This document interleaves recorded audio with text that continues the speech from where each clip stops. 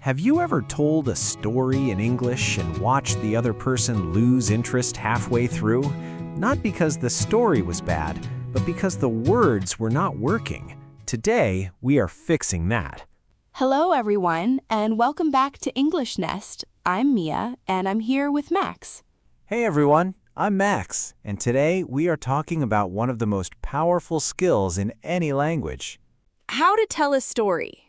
A good story makes people lean in, stop what they are doing, listen completely. A bad story makes people look at their phones.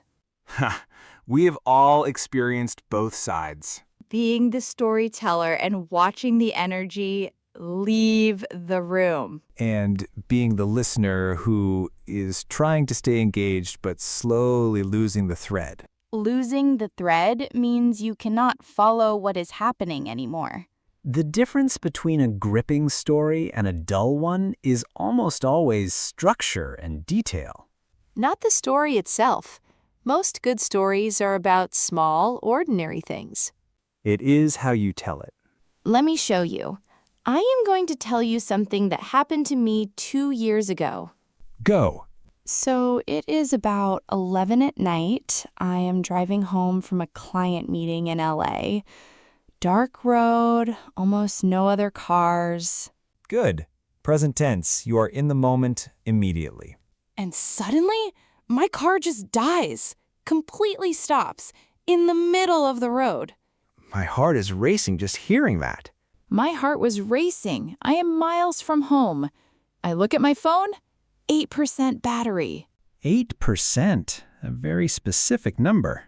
I call roadside assistance. They say, we can be there in 45 minutes. 45 minutes? Alone? On a dark road? And then I tap on my window. Oh, that pause was perfect. A woman from the house across the street. She had seen my hazard lights from her window. She came out to help. She brought me tea, and she waited with me until the tow truck arrived. A complete stranger. That is still one of my favorite stories about human kindness. And I have told it probably 30 times. And every time it works, because you told it well. Let's break down exactly why. Break down means to look at the separate parts and understand each one. First, you set the scene immediately. 11 at night, LA, dark road, almost no cars. Setting gives the listener a picture. They know where they are. The listener can see it before anything even happens. Second, something went wrong fast. The car died within the first 30 seconds of the story. That is tension.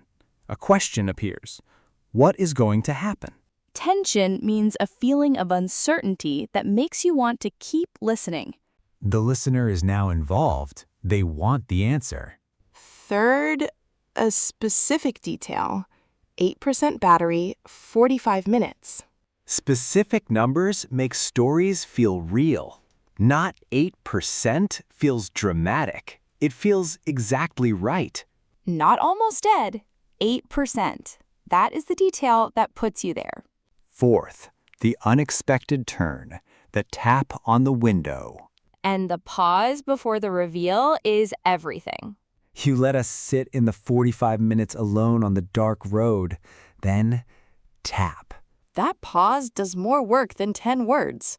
Fifth, an emotional ending. A stranger brought her tea. The story had a point. It meant something. It was not just what happened. Now, how do you tell a story like that in English?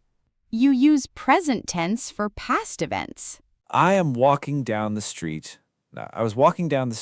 Present tense brings the listener into the moment. They feel like they are there. And you use story opener phrases that signal something is coming, listen up. So this happened, casual and real, sets up that you are about to tell something. You will not believe this. Anticipation means excitement about what is coming, curiosity that pulls you in. I kid you not, signals that what you are about to say is true, not exaggerated. And these phrases inside the story and then moves it forward. Out of nowhere, Something unexpected arrived suddenly. Long story short, you are condensing, jumping to the important part. That is such a useful phrase for English learners, especially. Because sometimes you realize the story is getting long and you want to land it. Land, it means to reach the ending cleanly, without trailing off. Long story short, she brought me tea and stayed until the tow truck came. Perfect. The whole story in one sentence if you need it. And the best part, said just before the most interesting moment. Now, the ending. Because a lot of stories just stop without really finishing. They trail off. The energy just disappears. Trail off means to fade out without a proper conclusion. The listener is left unsatisfied. The best endings do one of three things. A punchline, the funny moment the whole story was building toward. A lesson, something the experience actually taught you. Which is when I realized that is how you signal a lesson ending. Or a feeling, an emotional moment that stays with the listener. And I still think about that. That phrase, I still think about that, is so quietly powerful. Because it tells the listener this story mattered. It changed something. It is still one of my favorite stories. Warm and personal. The listener feels that. Now, Max, can you tell us a story? Right now. Something small. Ha! Putting me completely on the spot. That is the job. Okay, so this happens about 3 weeks ago. I am at the coffee shop near my office. Good. Present tense. Immediately. I am ordering my usual. The barista, who I have seen every single day for 2 years, looks at me and says, "Is this your first time here?" Huh. I kid you not, 2 years. Every morning. Is this your first time here? What did you say? I said, no, I come here every day. And she said, oh, I thought you looked familiar. Ha! I thought you looked familiar. After 2 years. That is still making me laugh 3 weeks later. That worked. Small story, real detail, funny ending. The detail that makes it is 2 years. Not a while, not often, 2 years. Specificity is everything.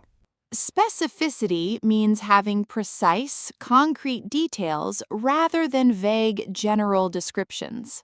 Small, true, specific stories are more powerful than large, vague ones every time. Every time, without exception. Let's also talk about a question I get asked a lot. What if I do not have interesting stories? Everyone has interesting stories. Everyone. The problem is not that your life is not interesting. The problem is you have been dismissing the interesting parts. Dismissing means deciding something is not worth noting, throwing it away. That thing that happened at the coffee shop, Max almost did not tell it. It felt too small. It felt like nobody wants to hear about a barista not recognizing me. That is nothing. But it was funny and specific and real. And you laughed. I laughed a lot, actually. The stories that work are almost never the dramatic ones. They are the specific, small, true ones that the other person immediately recognizes. Recognizes means they feel it too. They know that experience. Oh, that has happened to me. That is the reaction you are aiming for. Aiming for means hoping to achieve. That is your target. That happens to me all the time, even better. Because now they're in the story with you. You created a shared moment. Shared moment means something both people feel at the same time. Now, practicing storytelling in English. The best practice is exactly what Max just did. Tell a story in conversation. Not rehearsed, not prepared, just something that happened recently. Something that happened recently is the best material. Because it is fresh. The details are there. And it is low stakes. If it does not land perfectly, who cares? Low stakes means there is very little at risk if something does not go perfectly. You try the phrases, you see how they feel, you adjust. Every story you tell in English is practice for the next one. And the next one will be a little better, a little more natural. A little more yours. Storytelling is one of the oldest human skills. People have been telling stories around fires for hundreds of thousands of years. And in English, you now have the tools to do it. The openers, the phrases, the structure, the endings.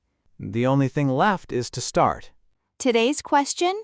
Tell us a short story in the comments. Any story. Small ones are perfect. Use the phrases we practiced today. If you are enjoying English Nest, please subscribe right now. New episode every single day. Hit the like button, share with a friend learning English, and we will see you in the next episode. See you next time, everyone.